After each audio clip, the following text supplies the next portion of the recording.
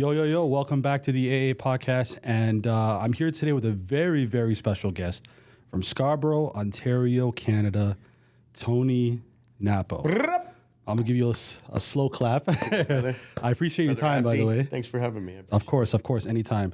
First thing I want to ask you is, well, I know who you are because I've seen you in a lot of movies. Sure. But for those that don't know, can you share your upbringing? Like every other fucking person on the street? Correct. Yeah. Can you share with me your upbringing? Yeah. I grew up in Scarborough, Ontario. Very poor, socioeconomic world. My dad was an immigrant from Italy, came over on a boat at the age of 18. Right. Moved in next door to my mother, who died last year. Oh, I'm sorry to hear that, man. Oh, thank you. And the legend was he would sit out on the porch, and she would sit out on the porch, and one day he painted a picture of her and presented it to her, and I guess that romantic gesture got him his first date or whatever, and at some point they had intercourse, and then I was born. Of course, absolutely. What I wanted to ask you, though, while you were sharing there, is what part of Scarborough? Oh, okay. Well, I was born at Scarborough General. Okay. And then we lived around a little bit when I was young, but mostly my childhood memories are we lived on. I lived at 67 Allen Ford Road, which is just on one side of the train tracks at Kennedy and Shepherd, kind of. Okay. My mom worked at the Woolco, and in later years she worked at the Walmart where she retired. And then we moved when I was in grade 6. Went into grade 6. We moved to the other side of the tracks to Glamorgan, which is always going to be home turf, as we call it. Okay. All right. Having said that, where did you go to school? Like Churchill. That's the school at Birchmont and Lawrence? Kennedy. Oh, it's like Kennedy. It's in between, I think, right? Lawrence and Birchmont. Yeah. Okay. Yeah. I actually know a lot of people. I took the Kennedy bus, but other people took the Birchmont bus. Yeah. How was Scarborough in the 70s? It was the 80s, motherfucker. Okay. I was in the 80s. I graduated 87. Okay. Yeah, it was like it was multicultural for sure. Okay. It was tough enough, but it wasn't. It wasn't super gangster. Somebody might catch a blade here and there. No, there wasn't a lot of guns around. A lot of fighting, a lot of drinking, fucking, and fighting. That was kind of the pastimes. But relatively speaking, I think we were a fairly innocent bunch. Regular high school kids, and we were. I wasn't, but my buddies were all breakdancing on cardboard boxes and played football and chased girls and drank beer and pretty regular stuff, Okay. Are there any landmarks in Scarborough today that, are there any of the landmarks in your time are no longer there? Well, I mean, the RT just went down, Okay, that's one. Yeah, you're right.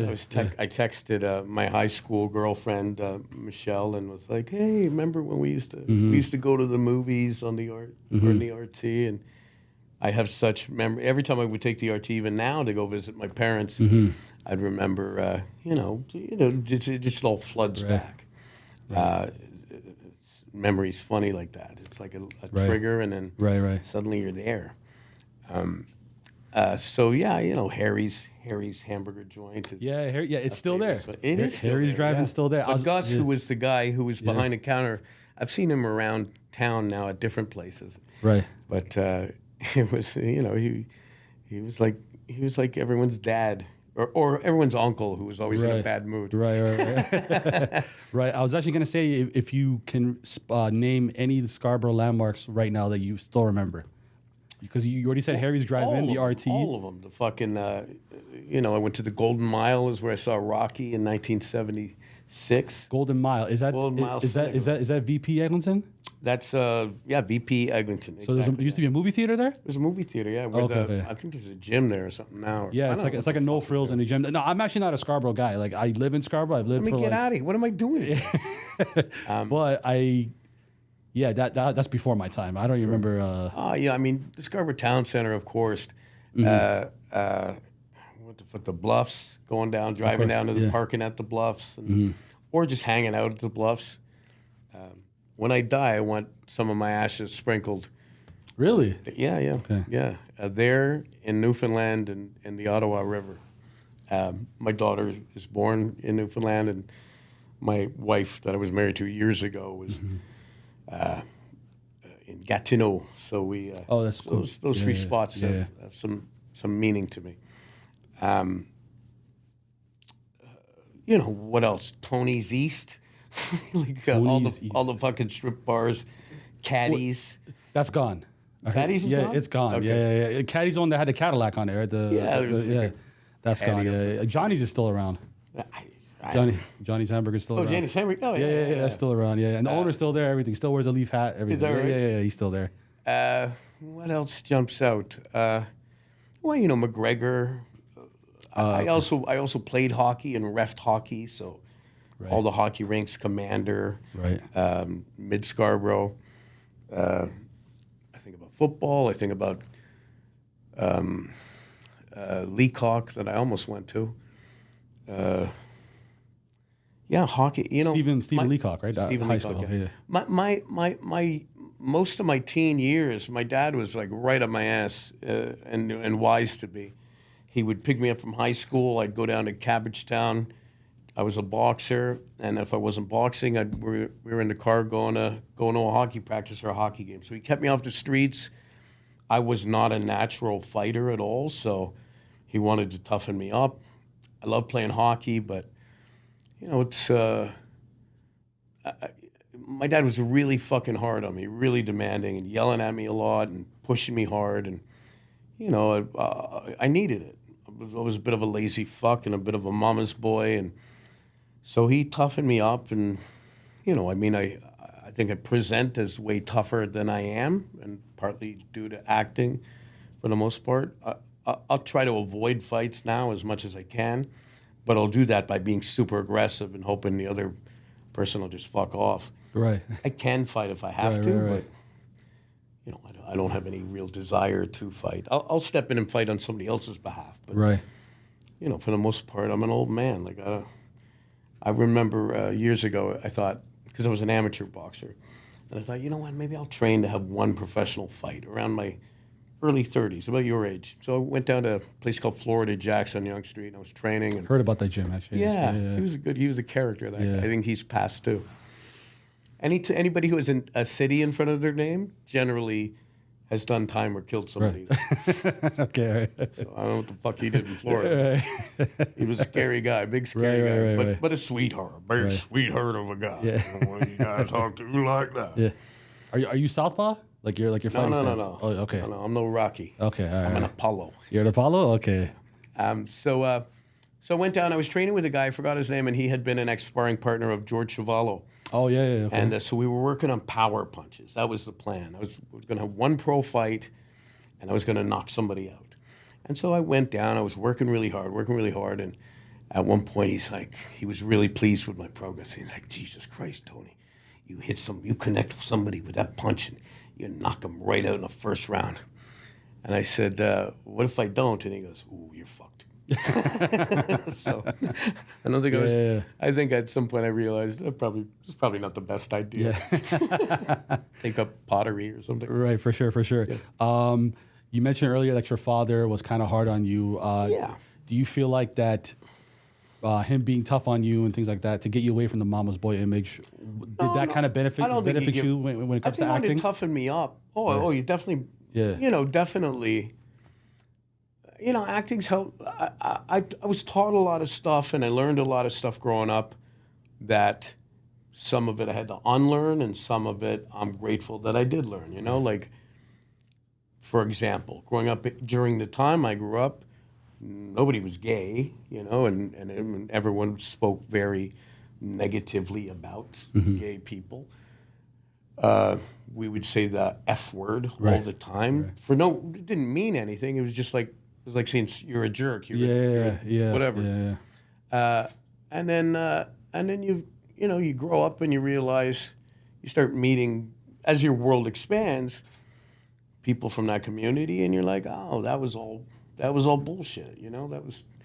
That was ignorance. So I had to unlearn some things. But you know, we had a community. The things we did learn that I held on to is like loyalty and, you know, never back down. You know, stand your ground. Don't start shit. But if somebody starts shit, make sure you finish it. Keep your back to the wall. Make sure you can see the doors. You know, like Yeah, of course. Yeah, 100%. Basic survival skills, really. To be honest, sorry, not to cut you off, but I don't know what it is. Every time I go in somewhere, I just look for how many exits and entrances there are. I don't know if it's a man thing, but wherever I go, I just go, okay, 2 doors there, over once here, you've over seen here. some shit a couple times, you don't want to see it again. Right, you know? right. Even my daughter, you know, I have a daughter, and I taught her since she was a little girl. You know, me and her mom never saw eye to eye on this, but I was like, if somebody ever says anything or touches you or does anything, just fucking take their eyeballs, jam your fingers in their eyeballs, or punch them in the balls, or punch them in the throat. Right. And then scream and run. Right. And if it happens at school, fucking do it at school. I'll deal with the teachers. You know, like just stand up for yourself. Which, you know, we live in a society which is, it's a hard, mean, tough fucking world. But politically, you know, my side, the left side, is all like, you know, we're fairly soft-spoken, and we try to avoid conflict resolution instead of escalation, and, you know, all the words. But you find yourself in a situation, fuck those words. You know? I mean, especially if you're my daughter, I'm like, I don't give a fuck. Just take care of yourself. Make sure you're okay. And don't look for trouble, ever. Avoid it anytime you can. But if you're there and it's looking you in the eye, and it's you or trouble, you want to be sure that you're the one who walks away. Of course. You know? Of course. So that's as far as a real tough guy I am. You know, I'm like, I won't back down, but I definitely am not interested. You know, I'll take any other option. Yeah, 100%. First. 100%. I'm 55 years old. Like, hey, you never know. People will try anybody, right? Yeah, sure. So, you know, sometimes, like you said, you run the TTC earlier. Someone might try you tonight. Who knows, right? Like, all the time. All the time that shit happens, but somehow nothing terrible has ever really happened. Yeah. But, you know, I have a few prepared speeches that I pull out when I need to. And if it's a young guy, you know, maybe he's drunk, maybe whatever. I was like, what the fuck are you going to do? I can't lose this fight. If you beat me up, you beat up an old man. If I beat you up, you got beat up by an old man. I fucking win either way. So you want to go? Let's go. I'll fight you. But is it worth your time? It's not worth my time. You know? 100%. And if he hasn't hit me by then, he usually walks away. Fair. Yeah. How did you even get into acting to begin with? And was that like your first career option? You know, I was always kind of like, I think, you know, like most people, I had my insecurities. Grew up poor. I had terrible teeth. These are fake teeth. Yeah, your teeth look swell. Yeah, they cost enough. They look fucking swell. You know, so my natural personality was, I could make people laugh. I wanted people to like me. I used my imagination a lot because we didn't have fuck all. So I read a lot of books. I watched a lot of movies. My mom and me would watch movies. My dad and me did sports. My mom and me did arts, I guess, for lack of a better term. But she was the one who played music, and we watched movies. I mean, we had a fucking black and white TV till I was in grade 8, I think, or pretty far along. But it was all escape. You know, it was all. I only knew Scarborough. Everybody I knew was Scarborough. I mean, I had some family in Etobicoke and stuff, but essentially my world was fairly small. So how I learned about other things was through books, and neither of my parents were educated. My dad went to, like, you know, grade whatever in Italy, and my mom dropped out out of high school in grade 10 or 11. So there wasn't a lot of,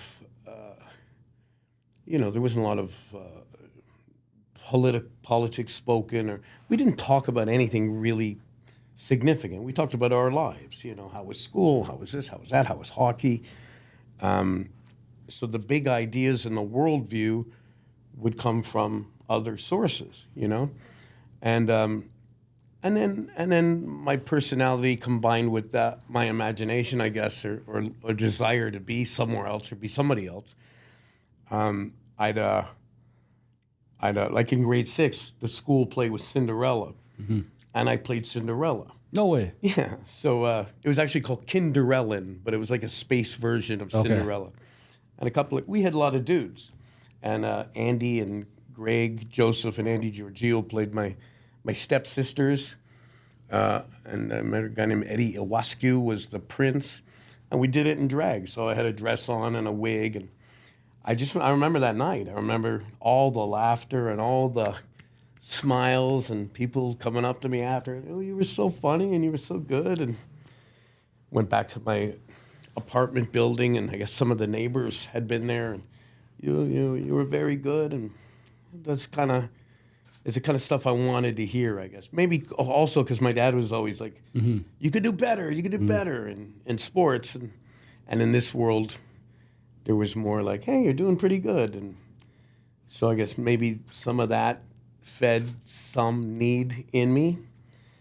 I think the early desire definitely was to be liked, to meet girls, all the obvious needy stuff. Look at me, like me. I always say to people, like, who picks a fucking job where people clap if you did it right? Yeah. You never clap a fucking plumber out. Right. He's like, I'm supposed to be good. That's what I do. I fix toilets. Right. Calm the fuck down. But we're like, look, I did a show. Yeah. Yeah, I know. It's in a program. You're in the show. I'm going to break this whole fucking stuff. It's all good. No problem.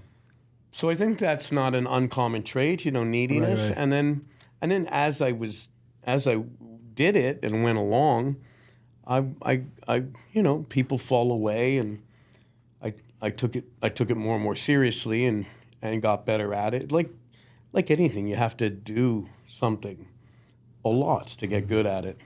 Somebody, Jim Demonic, a teacher I had said to me one time, "I can teach you everything you need to know about acting in 20 minutes, but it'll take you 20 years to become an actor." And there's a lot of truth in that. The way I experience life now is as an actor. If something happens to me, that goes into my little fucking hard drive, and I know, like, oh, I'm gonna, if my mom died last year, and that's it's a really, I don't know, your parents alive? Yes. Yeah. So it's a thing you're never prepared for. It just happens, and then all of a sudden, this person who's been in your life the entire time is just not there, and it's a fucking mind fuck, and it's sad and it's heartbreaking. Like, I wasn't super close to my mom as an adult, but we were quite close when I was young. And you, what did you ask me when I started this? No, I was just asking you, like, how you got into acting, right? And the last thing you said was your teacher said he could teach you acting in 20 minutes, but... Fuck, I forgot. I don't know how I got on my mom. No, it's all good. No worries, man. Yeah. Of course.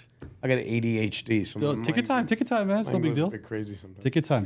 No problem. Yeah. So my mom died. And so all of the stuff I felt while that was happening, and all, now at my stage in my career, I guess you call it, or the stage of where I am in terms of being an actor, that stuff goes into a folder somewhere, and if I need those feelings to be at my disposal, I can pull them up at any time. You just sort of compartmentalize experience and feelings, and it all gets filed away somewhere to be used at some point. And also just the way I watch people, because when you're acting, you always have an objective in every scene, something that you want in the scene. And so everything you do in the scene is in pursuing that objective, Right now, you always have one. I'm sitting here now. I want to make you happy. I want to articulate and answer your questions clearly. I want to be somewhat entertaining. I want to represent Scarborough. I want to not look like an asshole. So everything I'm doing is to try to achieve those goals. The big goal, I want to have a good interview. I want to be a good guest. I don't want to misrepresent myself. I don't want to make a fool of myself, you know? Mm-hmm. So that's, you know, you bring that into every scene, and so you watch people, or I watch people, a lot of people, actors tend to do that. I try to figure out what they're doing, you know, without hearing them, without, you know, just you see two people and, oh, that was a drug deal. Oh, those two were having a fight. That guy's fucking, that's not his wife. You know, you just sort of, Right. there's a shorthand in terms of human behavior, because that's what I study, that's what I aim to represent. You know, Shakespeare calls theater or acting holding up the mirror to nature. So when you're watching me act, I think Scorsese says every movie is about me, the viewer. So if you're watching Taxi Driver, you're the taxi driver. If you're watching Raging Bull, you're the bull. If you relate to that character, you probably like that movie more. If you don't, you probably don't want to watch that movie. But you're always following the hero, and to some degree, you know, the same thing I did as a little boy, watching cartoons or reading, put myself in the story and, Right. you know, try to escape. Whether it's as a viewer or not, some part of your brain is, if it's a love story, you're the one falling in love. Or you're thinking about someone you fell in love with, or someone who broke your heart. If it's a revenge story, you're thinking about the person you wish was, you know, dead on the ground, bleeding out. So those are just a lot of things that are flipping around in the mind of an actor at all times. You know, Right. How do people work? Who am I? How do I work? You know, who really am I? And I think that's how I've benefited most from acting, is it forced me to really look at myself and say, who am I and what do I want to be? And, you know, and that shifts over time. You know, I used to be like a man whore who chased everyone around, and now I'm a father, and, you know, and then I'm an actor, and then I'm a senior veteran actor, and I had a column for a while, and I became a voice in the community, and with those things come responsibilities. You know, you can make it all about you. I mean, when I started out, I guess I wanted it all to be about me. And then as you get that attention, then you kind of want less of it, you know? Then you're like, oh, well, I don't need everyone knowing every fucking thing about me. And I'm a fairly open book. I talk a lot, and say whatever the fuck I think. I'm not afraid of anybody. But that's got me in trouble. That's lost me work. That's, you know, it's not the smartest stance to take as an actor, but it's fucking Canada. So, you know, nobody knows who I am or gives a shit really anyway. So why not worry about who I am as a person first, you know? Somebody's going to fucking hire me at this point. Right. And if they don't, they don't. I'll paint fucking bathrooms. Like, it's... the payoff here isn't what it is in the States, you know? Maybe if I was down there, I might be smarter, keep my mouth shut a bit, get one good series, and you're fucking set for life. Here, you get a series, and you're set for, you know, till Tuesday, relatively speaking. Just less money here, less everything, no star system. So I think partly that feeds into my bravado, whether it be false or not, depending on the moment.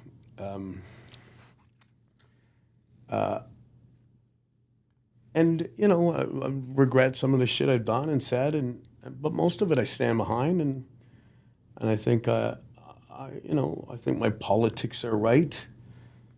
I used to need everyone to like me. Now I'm like, and if they didn't, I'd be like, fuck you. But now I'm like, whatever. Like, not everyone likes chocolate ice cream. Some people like vanilla ice cream. Like, it doesn't, as long as people like me or don't like me for who I am now, that's my only responsibility. Whereas when I was younger, I might be more manipulative and slippery, and especially with women, but in general, you know, I could hang out with asshole, you know, like say, you know, talk about Scarborough. I never thought about racism ever.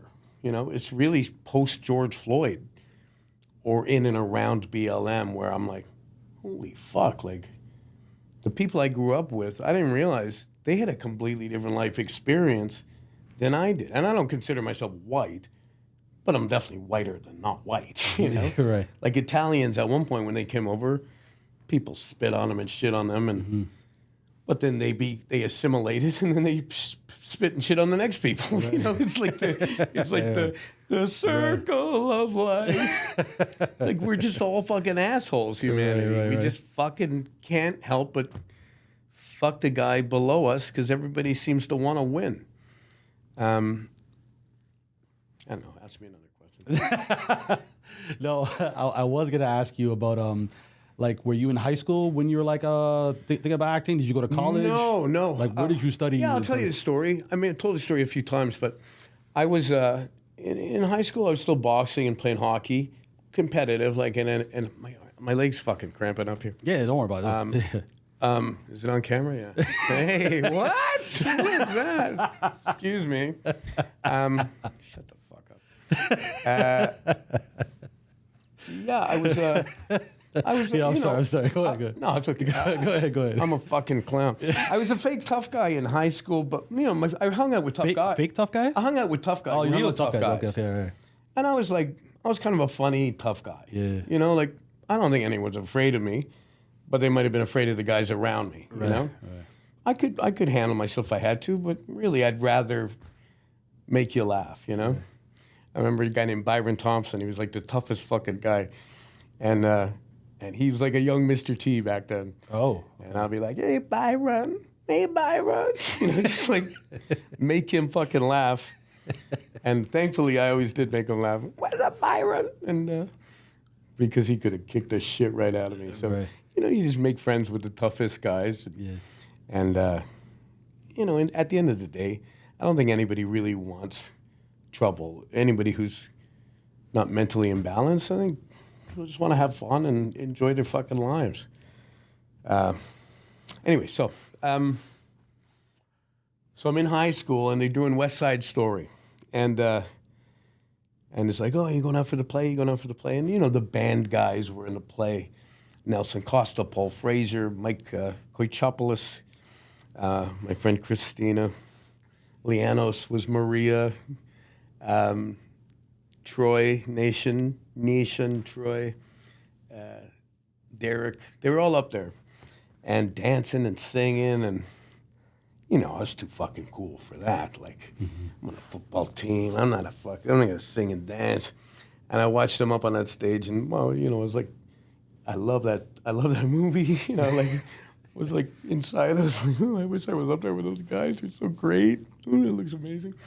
But I would never admit it.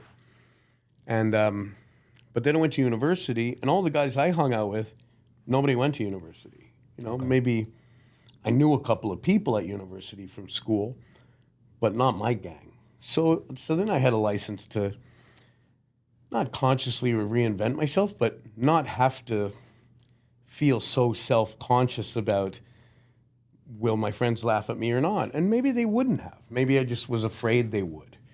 You know, I think that's just part of my insecurities. Like, I'm always afraid, but I push through it, you know? I try to push through it and break new ground all the time.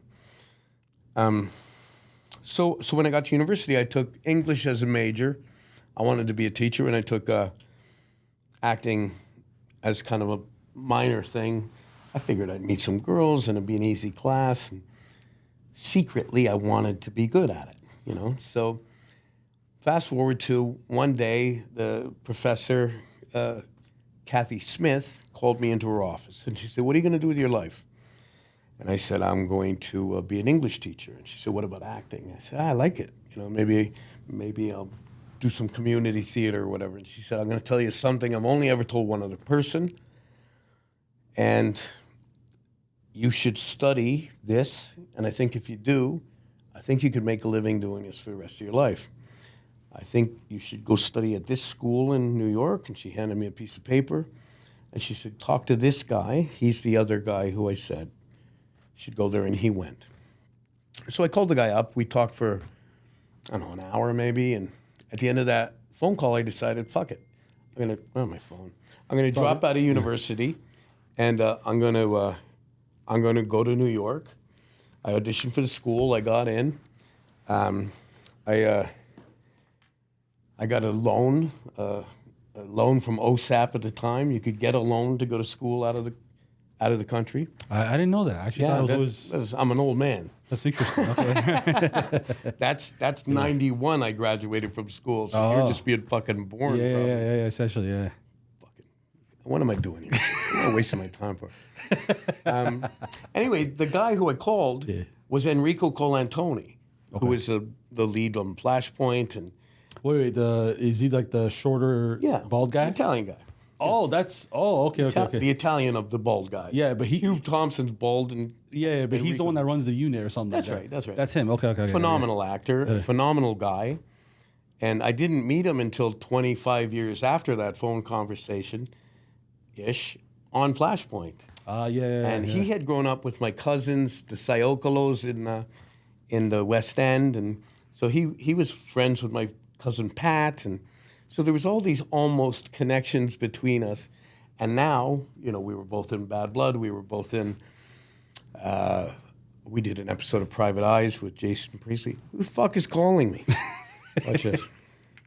Ari. Hey, Ari. Hey, I'm doing a podcast. I'm right in the middle of it. Yeah, Ari Cohen, ladies and gentlemen. Ari Cohen. I don't know. Your name's going to be on it. I'll call you back, okay? Okay, bye. Here, there's one for the... Yeah. You ever had that happen before? No. Deal with it. Yeah, we'll do. Is he sweating? He's fucking sweating. Anyway, so Enrico, between Enrico and Kathy, one conversation or two conversations changed my life. And Enrico and I both went to have lunch at Kathy's, I think the summer before last, to just sort of have a little reunion. So, but that's the push. That was the initial push. A childhood of insecurity and desire to escape, an opportunity to run away again, I guess, and reinvent myself, or find myself more than reinvent myself. That's a dumb way to say it. Find myself, and I think this is what I'm supposed to do. Right. I think I'm good at it. Now I'm teaching it. I'm teaching a class tomorrow. Yeah, I was actually gonna ask you that before you told me, I'm teaching a class or whatever. Yeah. I was gonna ask what class. So you teach acting? Yeah, I teach. It's independent. I don't teach at a school or anything. It's just my own little thing that I set up. A guy named Daniel Rayal does all the admin stuff for me. And I've started doing it with this other fantastic actor, Dylan Taylor, who was the lead in a show called What Would Sal Do? And he's been in a million fucking things. He's a great actor. And we just had breakfast today, and we're talking about where we're going to take this. And it's really rewarding. I really love teaching, and I think I'm good at that. I can watch somebody doing something and know what they could do to do it better, or what they're missing, or even why they miss stuff. I just know it that well now. I've put in my 10,000 fucking hours or whatever the fuck it is. Yeah, I thought it was 12. Is it 10,000 or 12,000? You want to fight? Maybe. Who the fuck is this guy? A mathematician? Just fucking nod. I'm the guest. Jesus Christ. I don't know. Whatever it is. Yeah. Okay. I'm just I mean, I've had enough other people tell me they enjoyed it and got something out of it to not know I'm just thinking I'm good at it. But you always want to, you never want to, as soon as you think you're done, you're fucked. Right. And if you think, I'm a great actor, you're never going to be any better. Right. I'm just always trying to be better. I'm always trying to be better as a person, as a human being. Right. Because we're always changing. The world around us is changing. My circle of friends that I've hung out with, my partners that I've been involved with, having a daughter, she was a fucking little girl, and now she's like a 19-year-old young adult. It's everything's changing, so we adapt and change and try to, stay in touch with who I am physically. I've been bigger, I've been smaller, I've been crazier and saner and sadder, for different extended periods of time, and that all feeds into what you do. You know, I'm a big proponent of not acting. That's you don't want to see anyone act. The circumstances are imaginary, and I need to try to live inside of them as real as I possibly can, or bring as much reality and authenticity and truth to it so that you'll believe it's real. It doesn't fucking matter how I feel about it. It's how you feel watching me that matters. You know, do you believe me or do you not? What's his name? Mamet. David Mamet wrote a book called True and False. And he says that's the only two kinds of acting there are. True and false. You could never do a scene wrong if I'm really listening to you and present and I want something, and, you know, the script dictates where it's going to go. It can be better or worse for the project, or a director might want this or that, and that's where, you know, you get, you know, your kind of low-level actors versus your De Niro, Pacino, Brando, whoever, Gary Oldman's, Meryl Streep's, just to say, you know, they're women I admire too. Olivia Colman, Judi Dench, I was watching these women today. Maggie Smith did some funny little fucking thing. Anyway, you just it just becomes. You know, like for you to be sitting here with an actor, I don't know how many actors you know, but it's a fucked up thing I do, right? It's like it's so foreign, and to me, it's so not, you know, it's so normal, and I think that's a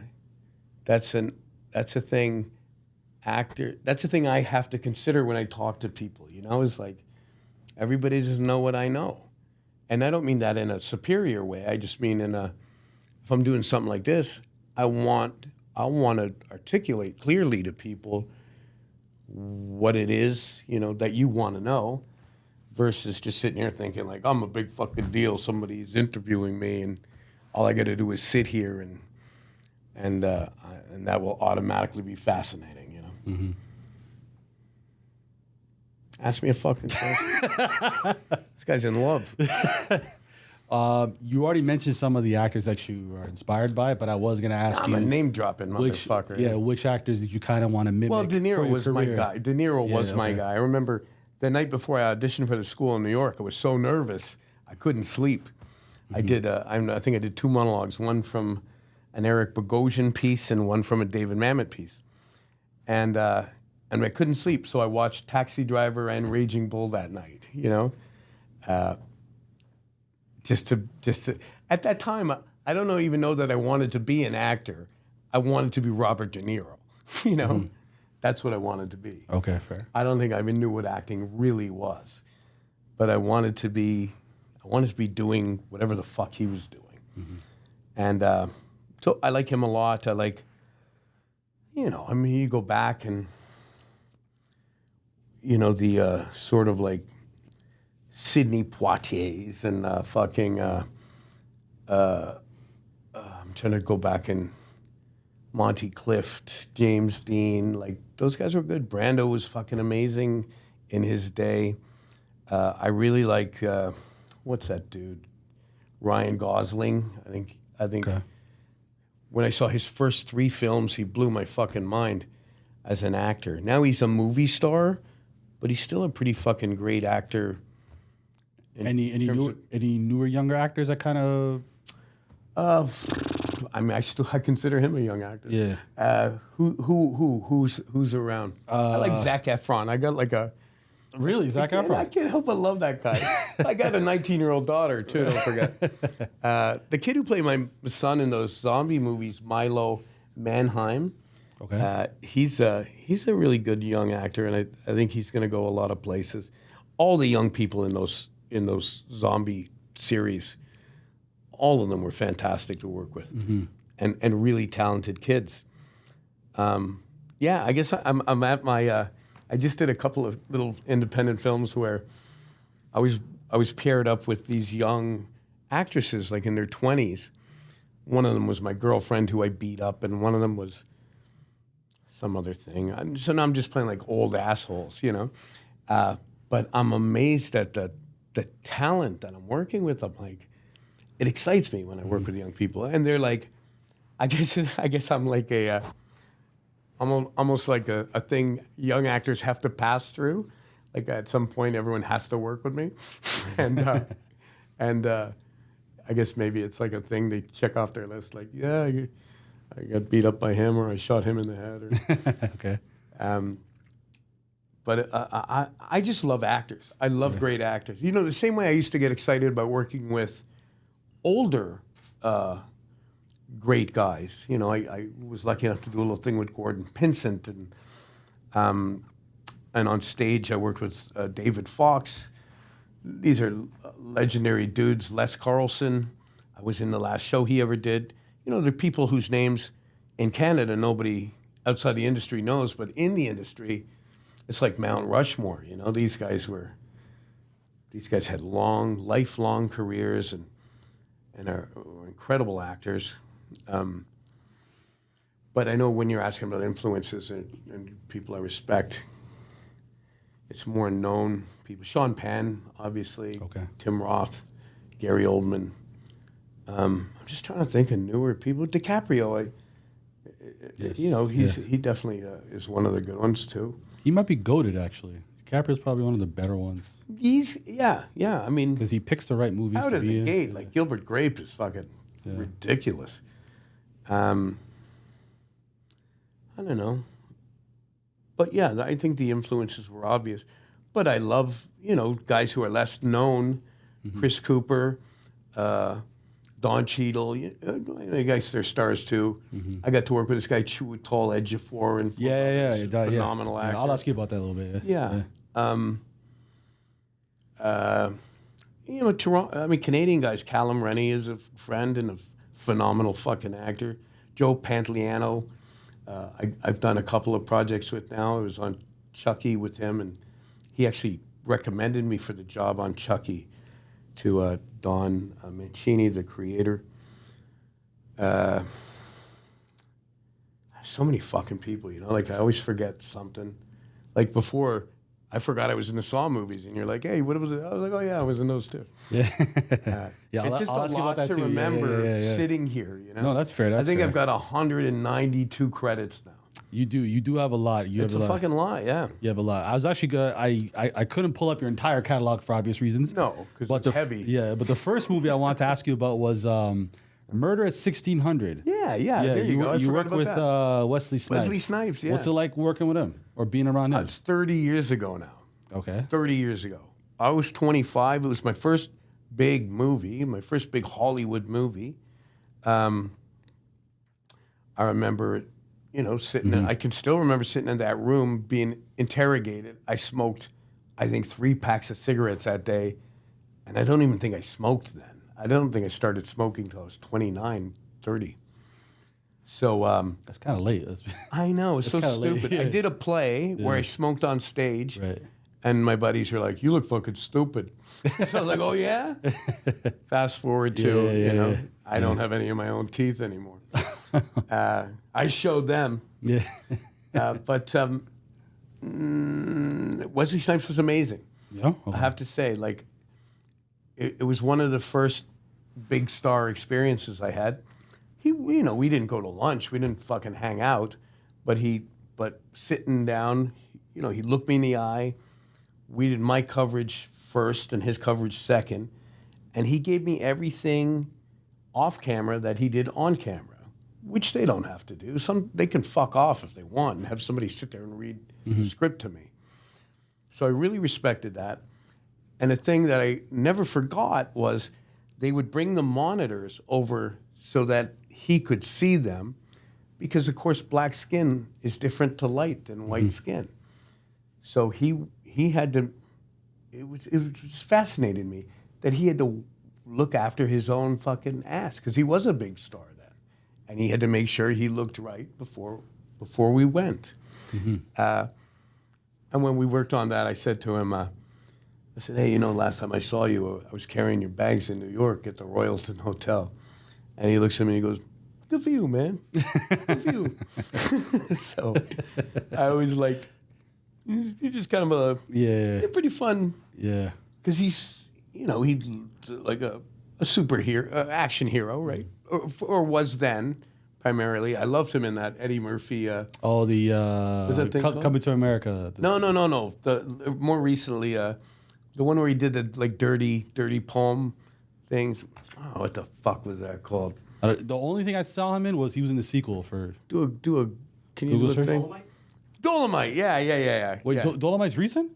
Dolomite's like 4 years ago. Oh, okay. Coming to America is like 74 fucking years ago. No, but they made a sequel. The sequel. It was like a year or two. It sucked. It was horrible. You're right. And he was the girl's dad or whatever. Yeah. But I watched a special about that, and that was like the first. I think, is it Louis Anderson? Isn't it? Yes, the first But outside one. of him, it was all black. Cast. actors. Yeah. That had never happened. Yeah. I like Eddie Murphy a lot. Yeah. I don't think I give him enough credit for being as good an actor as he is back then. But that Dolomite, I thought that was fucking mint. He was just being there.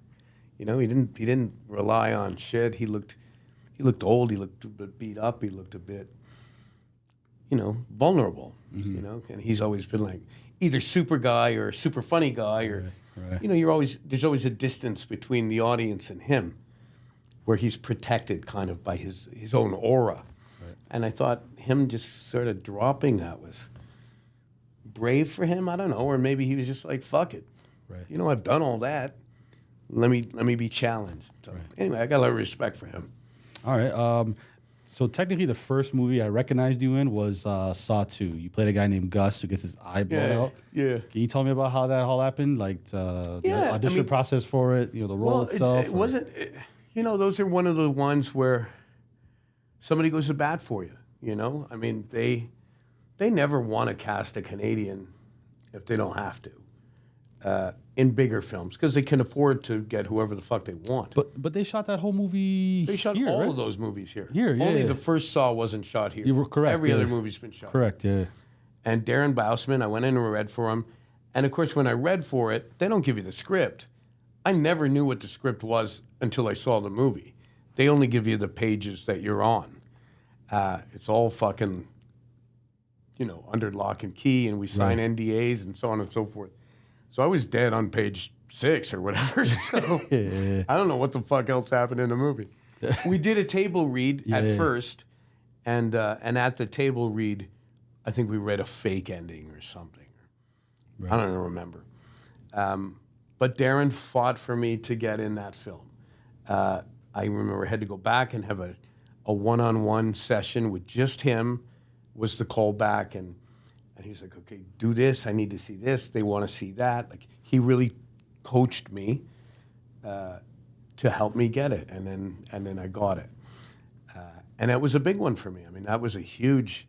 Right. I'm only in it for one fucking scene, and then I'm on the ground for the rest of the movie.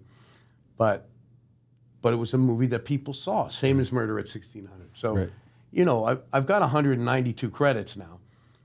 Maybe 20, 30 of them are things that a lot of people would have seen. And most of those would be American things, right?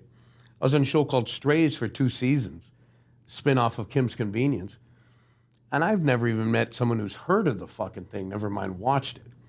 And it was a good show, I mean, for the show, type of show it is, off workplace comedy, kooky family forums at work. And they're all great actors and great writing. I loved that show, and I hoped it was going to go a long time. And it's just a hard thing to get found without a huge marketing budget, And we were on the streetcars, we were on the what do you call them? Billboards, all that shit, bus shelters.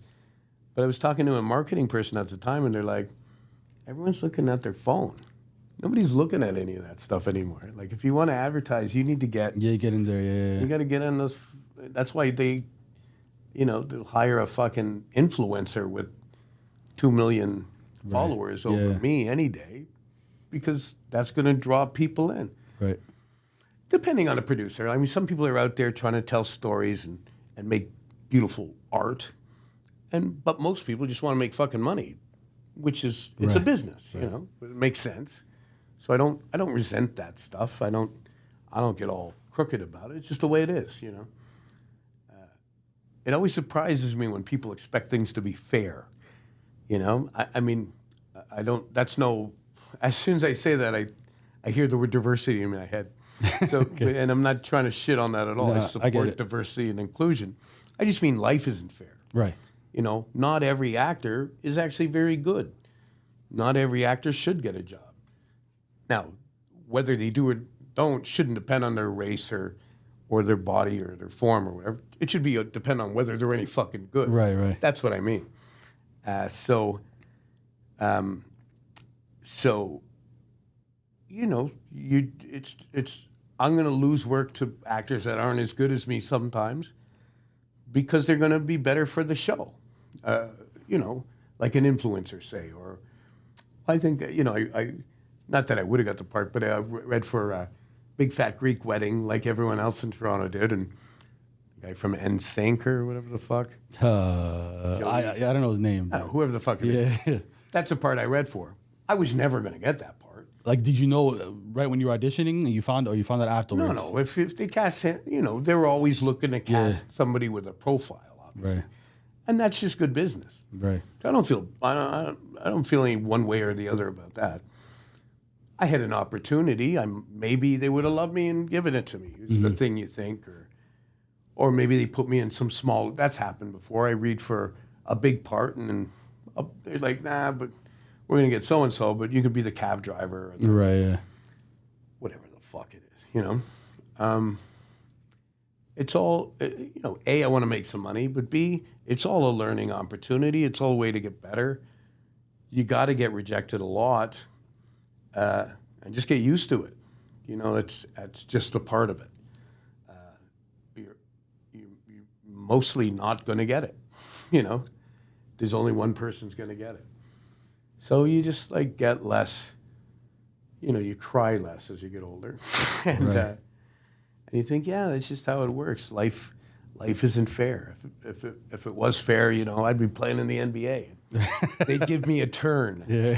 You know, but That's fair. Yeah. Obviously, the next film I recognized you in was Four Brothers. Four Brothers, a huge. So technically, you got to work with the Wahlberg brothers, right? Yeah, that's right. Because Donnie was in Saw, and his younger brother is Mark Wahlberg. Donnie and right? Mark, yeah. How was Donnie in Saw? I should ask you that earlier. I mean, I barely met Donnie at all.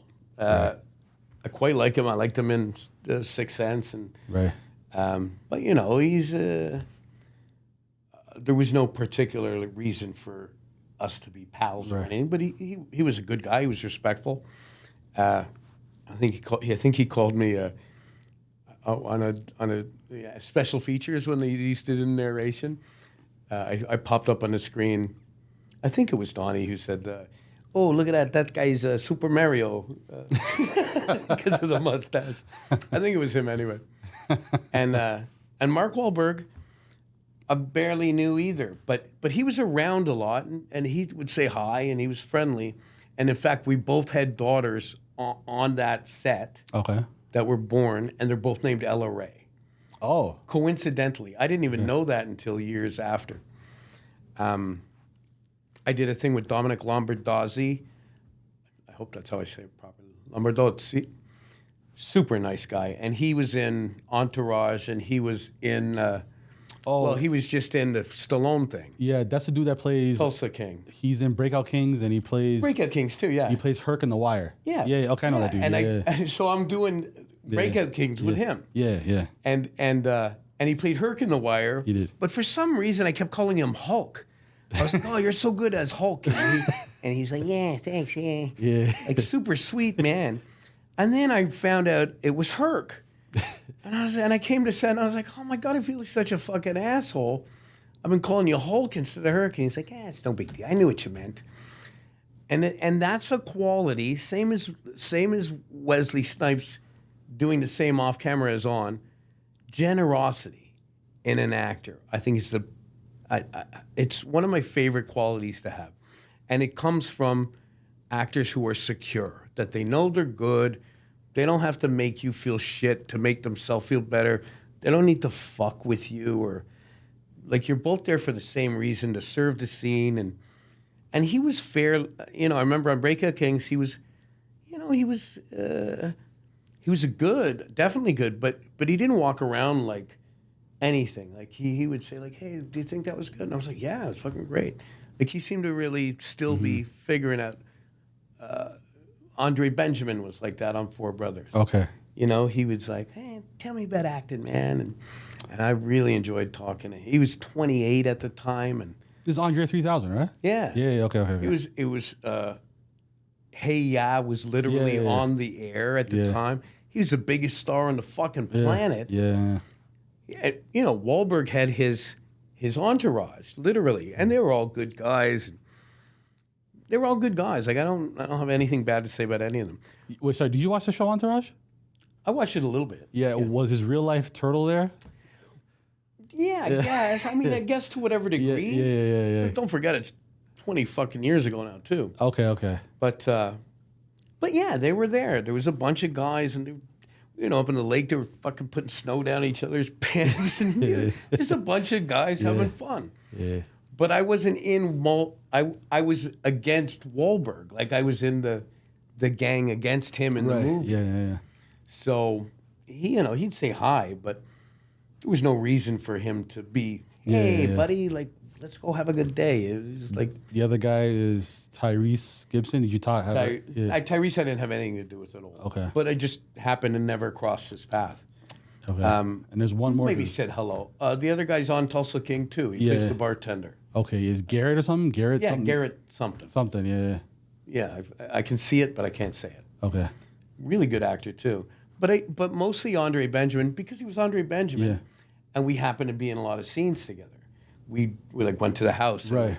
I remember we sat in a fucking truck on a frozen lake for a few days, just shooting the shit, just me and him in a fucking truck. And he was just a good guy, and to the point that I had lost a friend, and his younger brother was a huge fan. And one day I said, we had a bit of a slow day. I said, would it be cool if he came by to say hi to you? Or I was like, yeah, for sure, man, for sure. And I remember he had a big bus, and Adrian Freeman, my buddy, came by, and he brought a buddy, and he let them up into his trailer, and I remember he was playing a clarinet, fucking around with instruments, and he sat them down, and he just gave them the time of day, and spent a good 15, 20 minutes shooting the shit with them, and I don't think he would have kicked them out. I was like, okay, we should go now, and I really thanked him, and he was just gracious and generous and a real gentleman, really good guy. And then a friend of mine, Mikey Shakes, for the film festival a year later, was driving and picked him up at the airport, and he got the sense that it was okay to chat. And he said, hey, my buddy was in that movie Four Brothers with you, Tony Nappo. And Andre goes, oh, that dude with the mustache? And I was like, yes, I've made it. Right. I'm Super Mario or the guy with the mustache. Right. But, those are nice. They're little windows in my life where, I'm there to do a job, but the fringe benefit is, I got to, get to know somebody famous for a little bit. Like, at the end of the day, everyone's just people, and some people are super nice, and some people won't want to be left the fuck alone. Either way, it's not their job to be my friend. It's their job to do their job, my job to do my job.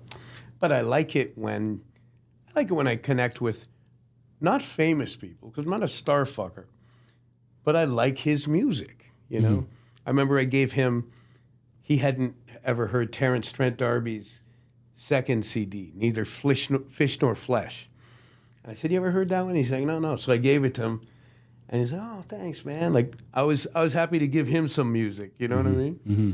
After hearing all his. Yeah. And I remember telling him, too, that me and my buddy Randy Houston, another actor, we were driving a fucking pickup truck in cottage country in Kingston singing, ha, ha, ha, ha, we love these hoes from Stankonia.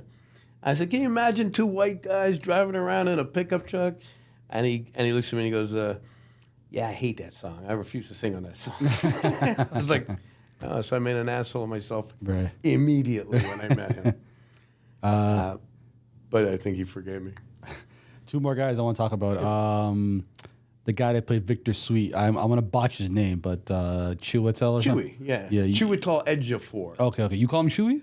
Everyone called him Chewy. Okay. That was what How was working with him? He was great. We spent a bit of time chit-chatting, but he wasn't really that known at the time. And I remember John Singleton, I think he produced Hustle and Flow. Okay. I don't think he directed, but I think he produced it. And he's like, wait, this guy's going to fucking blow up. Wait till you see this guy's going to blow up. And he did. No, that was Terrence, who was also in the movie. Yeah, Terrence Howard. Yeah, Terrence Howard. Yeah. Sorry. I've mixed up the two stories. Chewy was just like, Chewy, I remember, I didn't know who he was because he's from England, I guess. Yeah. Somewhere. And so he came out, and the first scene we did was that one where he makes Gernard Burks, the guy from The Hangover. Remember The Hangover? Mike Tyson was always with this dude. Yeah. That's Gernard. You're right. Bigger guy. You're right. He's in a lot of movies, Starsky and Hutch, and wonderful actor and a really good man. We stayed in touch for years. We haven't spoken in a while. It's a scene where he makes him eat the food off the floor. Yeah. And he's like, he was. And when I was talking to Chewy, he said he had studied James Earl Jones, old James Earl Jones movies. And I forgot his lines, but I think it's Out on the Ice or something. He hit a line. He goes, I sure do like the way you do business. Like you just had this thing going where I talk like that. And then I remember at Singleton, the first time he called cut, and he was like, how was that, John? Was that good, John? Yeah. I was like, what the fuck? Who the fuck is that guy? Yeah. I assumed, because I didn't know who he was, that was him, the first guy was him. Wonderful actor. I've watched him. Inside Man. And He's even in he's one of the villains in the Doctor Strange movies. I don't know if you follow Marvel. Right. Yeah, he's like a little sorcerer. I don't watch any almost no Marvel movies. Okay. I like simple fucking things. That's fair. I'm old. Yeah. I'm old. Last guy. You young kids. Actually, we're getting old too now. Last dude was the late John Singleton. Singleton was great. Yeah. How was he? And Terrence Howard. Terrence Howard. Yeah. Fucking blew my mind in Hustle and Flow. Maybe that's why I wanted to jump to that movie. Yeah. I love the way he had that move. Like, remember that thing he did? Yeah. Fucking awesome. I heard he's suing. I think I heard he was suing because he didn't get any money for the music. Yeah, I saw something on he only got paid $16,000 for the whole thing. Yeah, something like that. But I don't know. For a guy like him, that's way too little. You figure he'd get paid at least $6 million lunch money. Yeah. All right. Whatever. But I mean, that blew him up too. Right. Those are trade-offs when you make that you make. Like you're not worth any fucking money until everyone decides you are. Right. But fuck, he was good in that movie. Yeah. John Singleton was a great guy. He liked to I mean, I'm not saying anything bad, but you could tell he liked women. He liked having a good time. He was just like a cool guy. But when it came to, doing the work, he was really he knew what he wanted. He's a big fucking bear of a guy too, And he never said a whole lot to me. And Gernard Burks one night says to me, we were having a drink or something, I guess. And he says, Singleton likes you. I said, what makes you think that? He goes, because he never says anything to you. And I was like, oh yeah, I guess that's a good sign. Because actors will often be like, was that okay? Did you like it? Yeah. Is it okay? And sort of somewhere in around there, I stopped doing that. I was like, oh, it's good if they, because you want to feel ignored, you know what I mean? But that's a good ignored. Mm-hmm. If everything else is right in the take, and you're the thing they got to fix, that's why he's talking to you. But if he's not talking to you and he's talking to a lighting guy or another actor or whatever, You're like, oh, just fucking keep, keep doing you. Do a version of whatever you do. Right. He just sort of let me go, and that was a thing. Somewhere in and around there, I started to like feel freer. Now when I go to sets, like I'll say other lines, I'll do whatever the fuck I want until they tell me not to. Right. And they know that. Like that's part of the package now. Right. You want an obnoxious asshole? Like this guy's going to give you some good obnoxious asshole shit. Fair enough. Or not. Whatever it is, I never try to play like another guy. I always try to find the guy in me, because in all of us, there's the capacity to kill. There's the capacity to surrender, fall in love. There's a father. There's an authority figure. There's a follower. There's every component. Every character I've ever played is going to look like me. So that's taken care of. I don't have to act like a criminal. You know what I mean? I can just sit here because I remember I was playing a lawyer one time on Da Vinci's Inquest, and I wanted to be a little more, lawyer-esque. I was like, no, dude. You could have went to law school. Just fucking talk like you talk. There's no way a lawyer talks. There's no, also if I was a cop, I was like, no, man, you could be a cop too. Like I could be any job. You can't act the job. Who's the person who has that job? Who's the human being under the uniform? David Mamet says that in his book too. Like, the script does that work for you. Everyone's going to call you teacher if you're the teacher. You don't have to act like a teacher. You're standing at the front of the class. You got a chalkboard and a piece of chalk. That does all the work for you. What's the fucking scene about? Students frustrating you, or you're trying to inspire, or Robin Williams, or Edward James Olmos, Michelle Pfeiffer. Pick a fucking teacher. They're all the same movie. What are you doing in the scenes? That's where the focus goes now. You just figure my body, my voice, and when I was younger, I used to be like a fucking guy from Scarborough, man, and I'd like part of my smoking and, just aging. And I was always hoping one day I would sound like this, I was like, I want to have like a Pacino fucking thing going on at some point. And then it happens and you're like, yeah, so it cost me like 10,000 fucking cigarettes, and I'm gonna die 3 years earlier so I can make one fucking movie where I sound like this. All right, I'm gonna jump to Land of the Dead because we talked about it earlier. Was it George A. Romero? George Romero, yeah. The man who invented the zombie movie, Night of the Living Dead. He gave me my favorite direction of all time, and I've said this a couple of times in interviews, but it was the first night I was working with John Leguizamo, phenomenal actor, phenomenal human being. Really sweet guy. My name was Foxy and he was Cholo. And they actually had taught me that day at lunch how to ride a motorcycle. Thank God it had a fucking sidecar on it, so it couldn't fall over too much.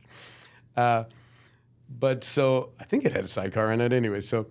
And I had to sort of ride to the camera beside Leguizamo, stop the motorcycle, jump off, and then we were going to go into a liquor store to raid it for cigars and shit for whatever reason.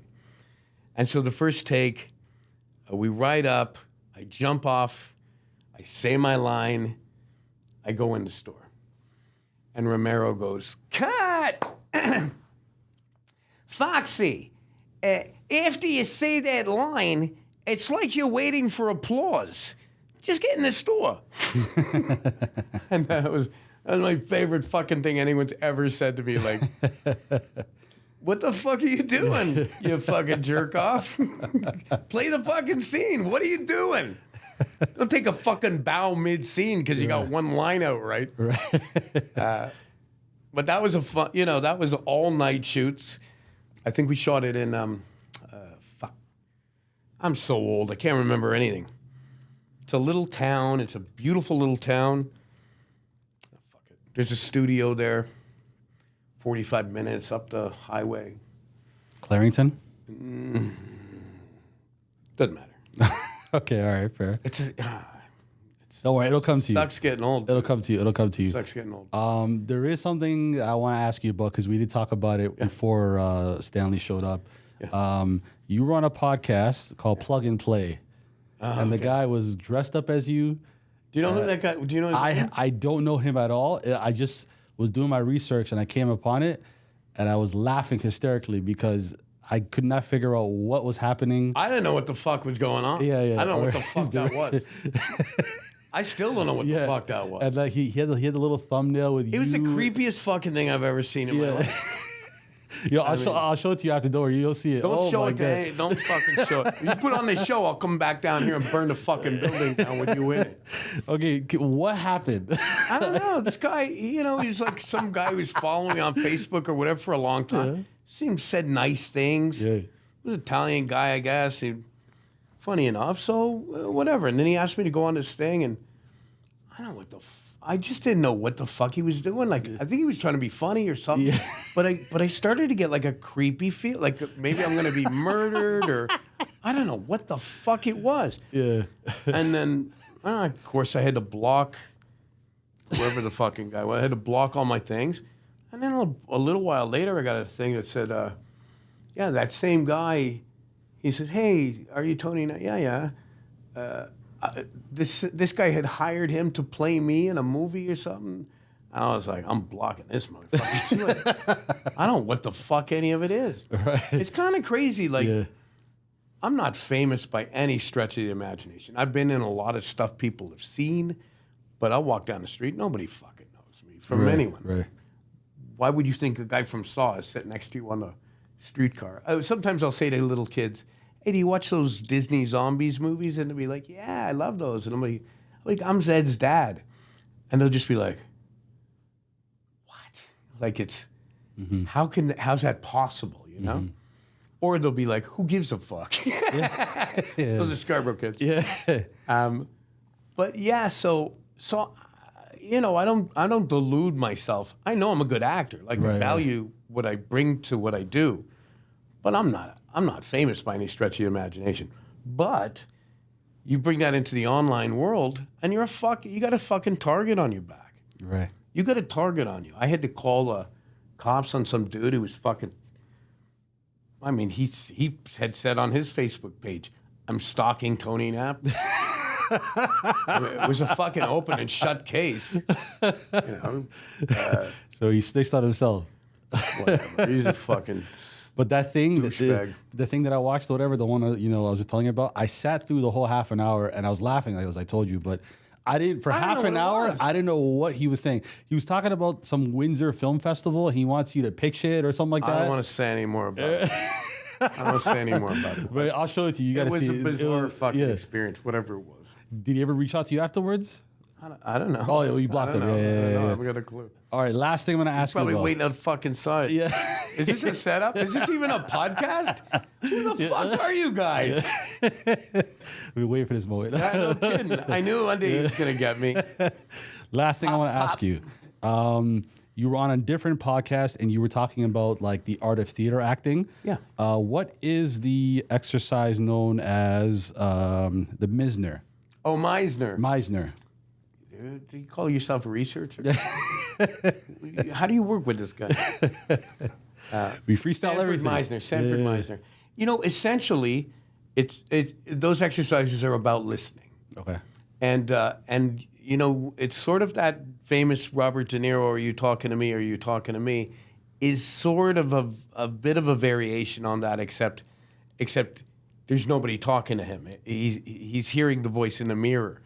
But that's kind of what it is. And De Niro does it a lot in his earlier films. And what it is like, fuck. I don't want to bore the shit out of you, but essentially listening is where you hear something. Okay, let me try and break it down simply. the impulse to speak, you and me now, never comes when I'm done speaking.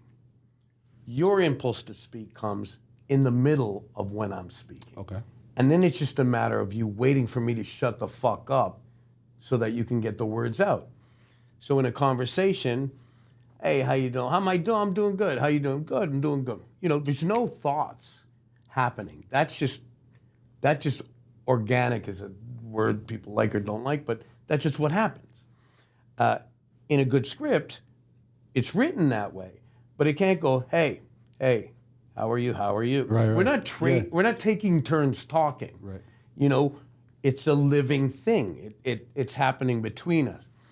So, say anything to me. Just look at me and say any fucking thing you want.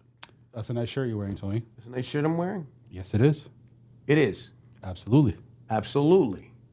So what are you frustrated? Kinda. Kind of frustrated. Yeah.